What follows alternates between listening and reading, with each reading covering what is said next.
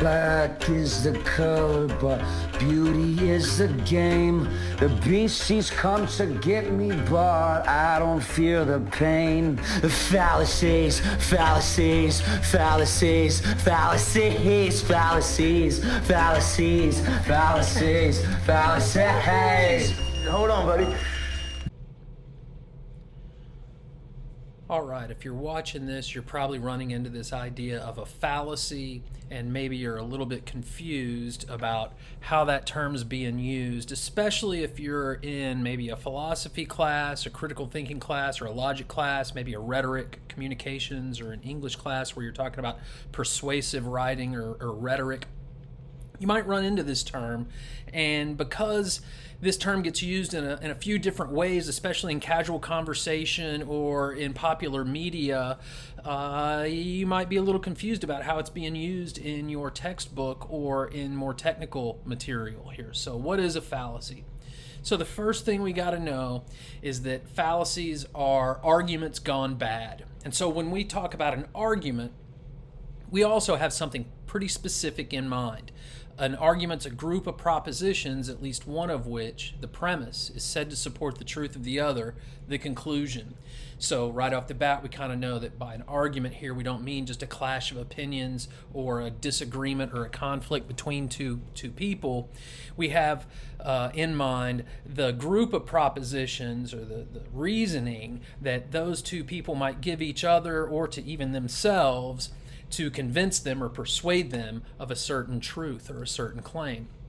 So arguments have three main parts to them. They have at least one premise, they have a conclusion, and then they have an alleged link between the premise and the conclusion. So the premises, they express the reasons for or the evidence for the truth of the conclusion. So if the premises are true, then if the argument's set up correctly, we should think that the conclusion, the truth of the conclusion, follows from the truth of those premises. So here we have an example, a classic example of an argument in proper or standard form. All men are mortal. Socrates is a man. Therefore, Socrates is, and you can probably fill it in for yourself rather quickly, Socrates is mortal, right? So there's an example of an argument in standard or proper form. You might be thinking to yourself, well, you've talked about fallacies like there's some kind of impartial way to adjudicate arguments, but really, all arguments are just in the eye of the beholder. What's a good argument to you might be a bad argument to me, and vice versa, and there's no way to adjudicate that kind of dispute. It's a natural thing that many people think, but let's take a look at that. So here, we've got our original argument, right? All men are mortal. Socrates is a man. Thus, Socrates is mortal. And then we get another argument. All men are mortal. Socrates is a man. Therefore, Socrates likes jazz. Well, pretty clearly, all men being mortal and Socrates being a man doesn't really imply anything about whether Socrates likes jazz or any other kind of music at all, or anything about his musical taste or aesthetic preferences. The conclusion in argument 2 doesn't follow from the premises, even if they are true, the way that the conclusion in argument 1 does follow from the premises that are in that argument. So reasoning errors. Fallacies are reasoning errors. In order for an argument to, kind of strictly speaking here, be a good argument, it needs to meet two basic conditions. The premises have to be true, right? This gets to why we have maybe a more technical use of the term philosophy here, because by fallacy we don't mean just false premises. And secondly, the argument has to be inductively strong or deductively valid, and this gets us closer to the idea of a fallacy. If the argument is inductively weak or deductively invalid, then it's a fallacious argument.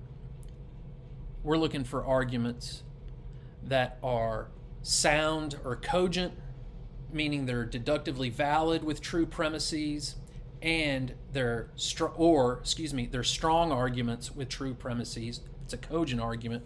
We want to avoid deductively invalid or inductively weak argument. There again, fallacious argument. So again, you might hear this term fallacy getting used to refer to false statements sometimes, but in the material that I assign in my classes and that you're likely to encounter in a philosophy class, they're going to have this other meaning in mind much of the time. So it's important to know about that. An argument, again, if it's inductively weak or deductively invalid, then it's fallacious. So another way of thinking about fallacies, in fact, sometimes people use the term non sequitur to mean a particular fallacy in itself, or sometimes people might use that more broadly to just simply mean it does not follow. The truth of the conclusion does not follow from the truth of the premises. So that gets us to our basic idea here. That a fallacy, it's faulty reasoning or faulty argumentation, but not due to a false premise. It's due to something else about the argument. Well, what else about it? It's the problem is that there's a gap between the truth of the premises and the truth of the conclusion. Notice I didn't say there's obviously a gap between false premises and the truth of a conclusion, but here we're worried about a gap, a logical gap, or disconnect really, between the truth of the premises and the truth of the conclusion. So again, a fallacy is an argument such that even if the premises are true, the conclusion could still be false. And of course, there are a lot of different kinds of fallacies. You'll be learning probably, if you're watching this video enough to be this worried about how to use this term fallacy and what they're getting at in some of your reading assignments maybe, or in discussing philosophy with your friends. You're going to run into different fallacies, right? And so formal fallacies or errors in reasoning that have to do with the underlying structure of the argument where there's a flaw, affirming the consequent, denying the antecedent, or examples of that kind of fallacious reasoning. Again, it has to do with the underlying structure of the argument. And then informal fallacies, they have more to do with the content and the context of the argument rather than simply its underlying structure. And here you might run into fallacies of relevance, like the ad hominem fallacy, fallacies of weak induction, like slippery slope, or fallacies of ambiguity, like equivocation. And while formal fallacies only occur in deductive reasoning and formal logic, informal fallacies can occur in any kind of reasoning, deductive or inductive reasoning, even though some of them are just called fallacies of weak induction. In fact, let's end with an example of a slippery slope to give you an idea about that sort of fallacy.